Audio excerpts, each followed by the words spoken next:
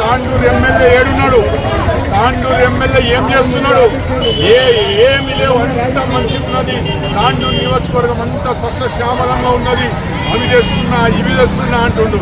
Urea బస్తాలు దేనికే చేతనైతే లేదు నీకు, నువ్వేమి తాండూరుని అభివృద్ధి చేస్తావని చెప్పేసి ఈ సందర్భంగా ఎమ్మెల్యే గారిని కూడా ఈ సందర్భంగా ప్రశ్నిస్తున్నాం. దయచేసి ఎమ్మెల్యే గారు కళ్ళు తెరవండి.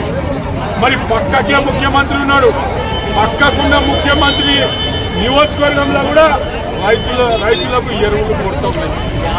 మరి పక్కకున్న ముఖ్యమంత్రి కాన్స్టిట్యున్సీలనే, ముఖ్యమంత్రి జిల్లాలనే ఈ పరిస్థితి ఉంటే మరి తెలంగాణ రాష్ట్రంలో ఏ విధంగా ఉంటుంది మీరు ఒకసారి ఆలోచన చేసుకోండి.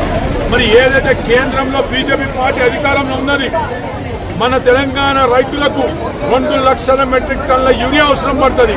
కానీ వాళ్ళు ఇప్పటిదాకా బీజేపీ పార్టీ కూడా ఈ అంశాన్ని పట్టించుకోవడం లేదు. మరి ఏదైతే వాళ్ళు పంపించిన ఎరువులు ఉన్నాయో అవన్నీ కూడా బ్లాక్ మార్కెట్లో అమ్ముతున్న సంగతి ఈ ప్రభుత్వం కానీ రైతులు కానీ ఆలోచన చేసుకున్నాలి. మరి రైతులను బాధ పెడితే ఈ యొక్క ప్రభుత్వం సర్వనాశనం అయిపోతుంది. రాబోయే దినాల్లో ఖచ్చితంగా గుణపాఠం చెప్తామని చెప్పేసి తెలియజేసుకుంటూ రైతులకు అండగా మేము నిలబడతాం. టీఆర్ఎస్ పార్టీ నిలబడుతుంది. కేటీఆర్ గారు, కేసీఆర్ గారు, మా నాయకులందరం కూడా మేము రైతులకు అండగా నిలబడతాం.